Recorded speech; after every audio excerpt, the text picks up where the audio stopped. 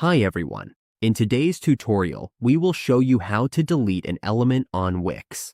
This is useful when we want to clean up our website and remove items we no longer need, such as text, images, or sections.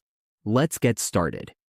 On the Wix editing dashboard, if we want to delete an element, for example, this element, all we have to do is click the element and then press delete on our keyboard. We can also click the three dots and select delete. As we can see, the element is now deleted. If we want to delete an image, all we have to do is click the three dots that appear and then click delete. We can also delete text.